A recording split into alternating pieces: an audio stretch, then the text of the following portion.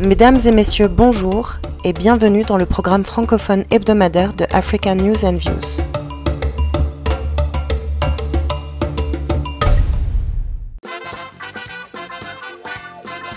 Cette semaine, nous souhaitons rendre hommage à Manu Dibango. Manu Dibango est né à Douala en 1933. Il est initié au chant et à la musique par ses parents. Après avoir obtenu son certificat d'études, il part en France. Étudiant à Chartres, puis à Château-Thierry, au début des années 50, il y découvre le jazz, joue de la mandoline et y apprend le piano. Lors d'un séjour à Saint-Hilaire, il découvre le saxophone emprunté à un ami et y rencontre Francis Bébé qui lui apprend les bases du jazz. Il s'initie un peu plus tard au saxophone. Ces différents contrats le mènent ensuite en Belgique au milieu des années 50 et c'est là qu'il commence à créer et développer son style musical novateur et urbain.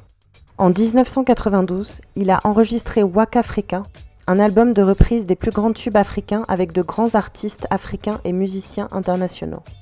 En 1997, il crée le festival Soir au village à Saint-Calais. Ce festival a lieu depuis tous les ans. Il a été parrain officiel en 2007 du Frespaco et a été nommé grand témoin de la francophonie aux Jeux Olympiques de Rio 2016.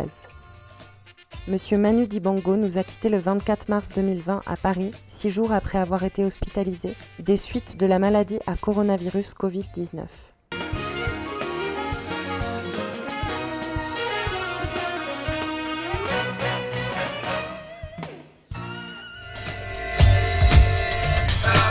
Nous souhaitons également rendre hommage à Albert Uderzo. Albert Uderzo est né à Fismes en 1927. Il était dessinateur et scénariste de bande dessinée, la plus connue d'entre elles étant les aventures d'Astérix et Obélix.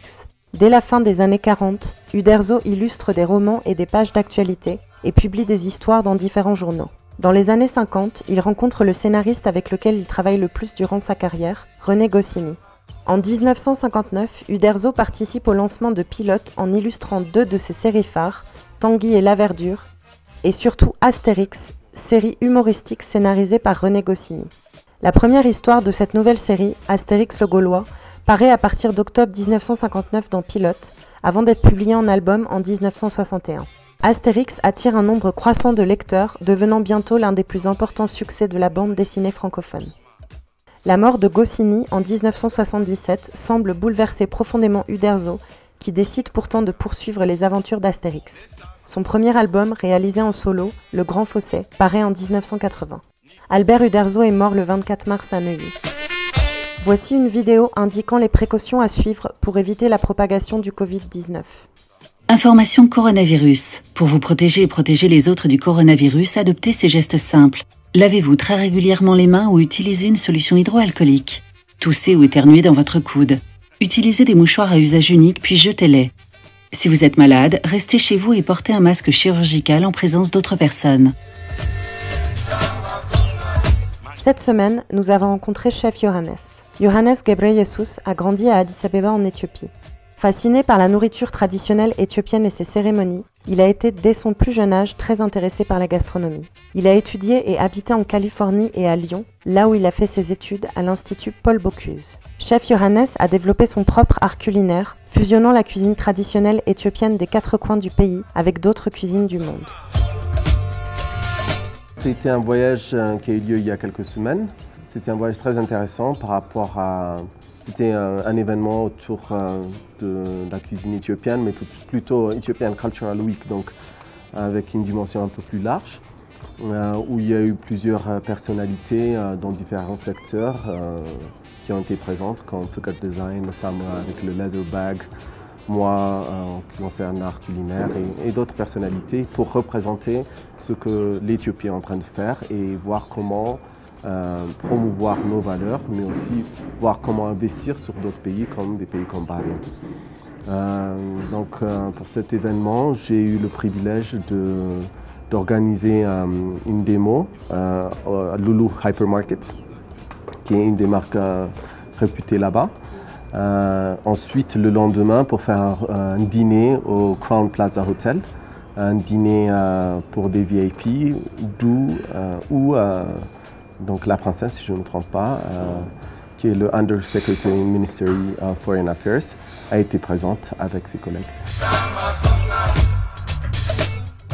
On a préparé 24 plats différents. Éthiopiens, absolument. Pas uniquement, on a aussi ma cuisine et une cuisine fusion où je mélange le goût de savoir-faire de différents pays avec ma culture, donc la culture éthiopienne. Donc dans ce cas c'était Bahreïn, donc on a utilisé des épices bahreïnies comme le baharat, du riz, du couscous pour un peu utiliser les plats communs pour que les gens puissent essayer quelque chose de nouveau, mais sur des plats qu'ils ont l'habitude de consommer. Mais la plupart ont été des plats éthiopiens et j'ai essayé de reproduire des cuisines traditionnelles un peu partout, du sud au nord, est, ouest du pays, including coupé, qui est un plat de Gambella. Oui, absolument. J'étais très satisfait par le retour. Il semble que les clients étaient très satisfaits aussi. Mais sachant que c'est une période un peu difficile que nous traversons tous dans ce monde, c'est vrai qu'il y a eu la plupart des clients qui n'ont pas été présents. Honnêtement, j'ai adoré. J'ai surtout adoré le fait que c'est un petit pays. C'est à peu près la taille d'Addis Abeba, ou même plus petit. Le pays entier a une taille plus petite qu'Addis. Et c'est un pays encore en voie de développement, certes, pas comparé à l'Éthiopie, mais qui fait que le peuple est génial, très abordable, très généreux, très ouvert à des conversations, à voir comment ils peuvent vous aider. Surtout en cuisine, j'étais très, très surpris. Donc c'est vrai que j'aimerais bien retourner pour voir un peu les autres facettes que je n'ai pas pu découvrir. Absolument.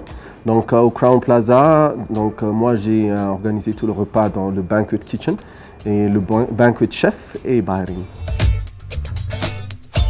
Le livre s'appelle Ethiopia, Recipes and Traditions from the Horn of Africa. Il n'y a pas encore une version française, mais on a déjà une version en allemand, en British English et US English.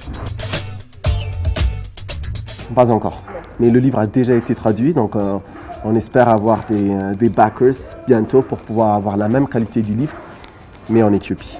Le livre est actuellement disponible au Hilton et de temps en temps à Bookworld, si je ne me trompe pas. Mais une fois qu'on a la version amharique qui arrive sur le marché, j'emmènerai aussi les autres éditions pour une plus grande représentation ici. Donc c'est un livre c'est une compilation d'une centaine de recettes et des histoires, une dizaine d'histoires qui retracent les différents facteurs qui ont influencé notre cuisine pour qu'elle soit ce qu'elle est aujourd'hui. Donc des facteurs comme la religion, comme la politique, comme le climat, le peuple, le flux de peuple, etc. Donc c'est une initiation à la cuisine éthiopienne et ma cuisine à moi aussi, sachant que c'est une vingtaine de pourcents, about 20% de mes recettes et 80% des recettes traditionnelles. C'est vrai que je travaille sur pas mal de projets actuellement. Parmi ceux que je peux vous dire, j'ai des menus signatures au Hyatt Regency. Je travaille exclusivement avec eux, surtout sur l'événementiel, tout ce qui est corporate event et social event, où nous proposons donc un pléthore de plats et tout ce qui est traditional et mes recettes signature. J'ai aussi des cooking classes, donc j'ai fait des cours de cuisine au Hyatt Regency une fois par mois. D'accord. Quel genre de cuisine? Encore, donc c'est ma cuisine, donc la cuisine de chef Johannes, donc une cuisine fusion plutôt.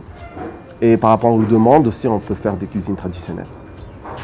Je supporte deux NGO, Seeds of Africa et Safe Haven for Youth.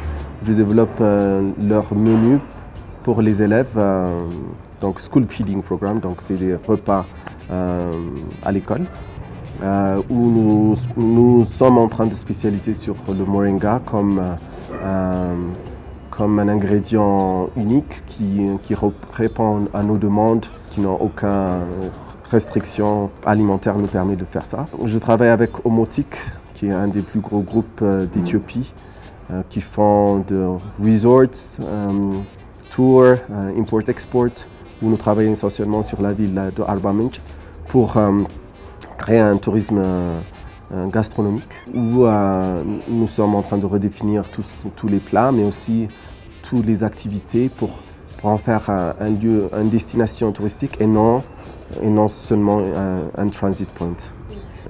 Là, je vais ouvrir d'ici la fin de l'année mon premier fast food chain restaurant. Bientôt, dans 2 mois, j'ouvre un autre restaurant en ville aussi, où je ne peux pas vous dire exactement où, mais voilà. Là, avec ce qui se passe actuellement, on essaye d'encourager les gens de rester à la maison, de cuisiner. Donc la semaine prochaine, on commencera notre premier live streaming of Stay Home and Cook concept. J'ai des émissions culinaires qui sont actuellement en pause avec ce qui se passe en ville, mais qui reprendront aussi une fois que nous aurons passé cette étape. Sur Instagram pour tout ce qui est live, mais ensuite il y aura des clips des préparations qui seront available sur YouTube et Facebook aussi. Arts TV vous remercie pour votre attention et vous souhaite un excellent week-end. Prenez soin de vous. Marianne Coallo, Addis Abeba, Éthiopie.